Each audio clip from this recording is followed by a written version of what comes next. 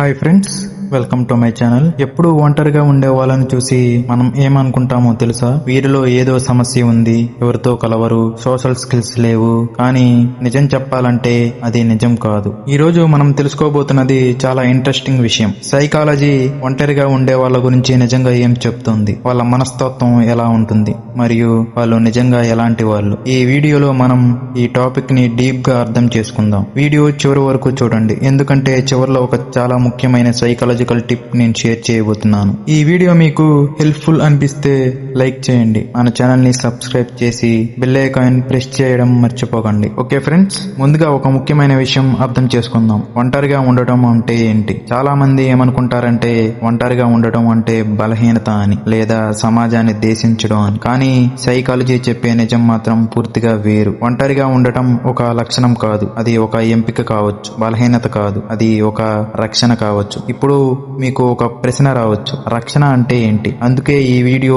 ఈ రోజు మనం ఒంటరితనం గురించి ప్రతి అంశాన్ని సైంటిఫిక్ గా, సైకాలజికల్ గా అర్థం చేసుకుందాం. సైకాలజీ ప్రకారం ఒంటరితనం రెండు రకాలు ఉంటుంది. మొదటిది ఎంచుకున్న ఒంటరితనం, రెండోది బాధ కలిగించే ఒంటరితనం. ఎప్పుడు ఈ రెండింటి మధ్య తేడా ఏంటో చూద్దాం. ఎంచుకున్న ఒంటరితనం. ఈ కేటగిరీలో ఉన్న వ్యక్తులు ఒంటరిగా ఉండటం వల్ల శక్తిని పొందుతారు. వాళ్లకు జనాల మధ్య ఉండటం కంటే ఒంటరిగా ఉండటమే మానసికంగా సేఫ్ గా అనిపిస్తుంది. వీరు ఒంటరిగా ఉన్నప్పుడు బాగా ఆలోచిస్తారు, బుక్స్ చదువుతారు, తమ హాబీస్ లో ఇన్వాల్వ్ అవుతారు, తమలో తాము మాట్లాడుకుంటారు. ఈ టైం వాళ్లకు చాలా వాల్యుబుల్ గా అనిపిస్తుంది. సైకాలజీ దీన్ని ఇంట్రోవర్షన్ అంటుంది. ఇప్పుడు చాలా మంది అనుకుంటారు ఇంట్రోవర్షన్ అంటే షై వాళ్ళు, నర్వస్, సోషల్ స్కిల్స్ లేని వాళ్ళు. కానీ అది పూర్తిగా తప్పు. ఇంట్రోవర్ట్స్ చాలా కాన్ఫిడెంట్ గా ఉంటారు, కానీ వాళ్లకు ఎనర్జీ రీఛార్జ్ అవ్వాలంటే ఒంటరితనం కావాలి. ఎక్స్ట్రోవర్ట్స్ కి జనాల మధ్య ఉంటే ఎనర్జీ వస్తుంది, ఇంట్రోవర్ట్స్ కి ఒంటరిగా ఉన్నప్పుడు ఎనర్జీ వస్తుంది. ఇది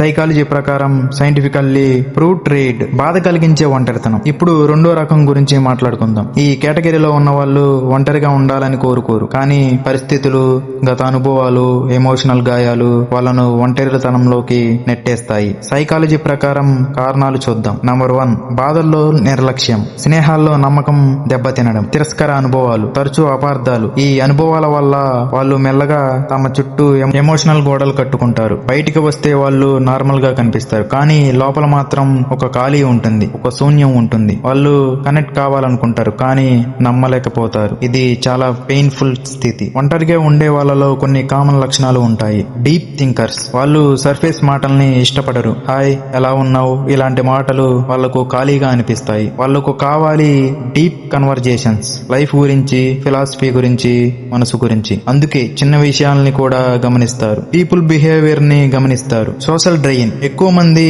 మధ్య ఉండటం వాళ్ళను అలసిపోయేలా చేస్తుంది. పార్టీలు, గోల, స్మాల్ టాక్ వాళ్లకు ఓవర్వెల్మింగ్ గా అనిపిస్తుంది. అందుకే వాళ్ళు అనుకుంటారు ఇంట్లో ఒంటరిగా ఉండటం బాగుంటుంది అని. ఇది పూర్తిగా నార్మల్. చాలా మంది ఒంటరిగా ఉండే వాళ్ళు ఒకప్పుడు ఎవరో ఒకరిని పూర్తిగా నమ్మారు, హార్ట్ ఓపెన్ చేశారు, కానీ బాధపడ్డారు. అందుకే నిర్ణయం తీసుకుంటారు ఇంకెవరిని అంత దగ్గరికి రానివ్వకూడదు అని. ఇది అహంకారం కాదు, ఇది స్వీయ రక్షణ. సైకాలజీ దీన్ని ఎమోషనల్ బౌండరీస్ అంటుంది. హైలీ సెన్సిటివ్ వాళ్ళు కోల్డ్ హార్టెడ్ కాదు, వాళ్ళు చాలా సున్నితమైన మనసు కలవాళ్ళు. ఒక మాట, ఒక జెస్చర్ వాళ్లకు లోతుగా తాగుతుంది. అందుకే క్వాలిటీ రిలేషన్షిప్స్ కే విలువ ఇస్తారు. ఒంటరిగా ఉండే వాళ్ళను మార్చాలని కాదు, అర్థం చేసుకోవాలి. వాళ్ళ స్పేస్ ని రెస్పెక్ట్ చేయాలి, మరియు వాళ్ళు కూడా తమను తాము అడగాలి, నా ఒంటరితనం నాకు శాంతినిస్తుందా లేక బాధనిస్తుందా? ఈ తేడా తెలుసుకోవడం చాలా ముఖ్యం. పెయిన్ఫుల్ లోన్లీనెస్ ఎక్కువ కాలం కొనసాగితే డిప్రెషన్, యాంగ్జైటీ, సోషల్ ఫోబియా రావచ్చు. అందుకే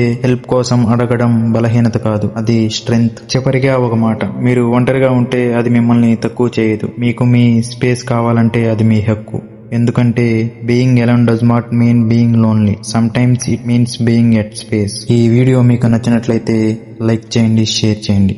ఇలాంటి మరిన్ని వీడియోస్ కోసం మన ఛానల్ని సబ్స్క్రైబ్ చేయండి. Thank you for watching.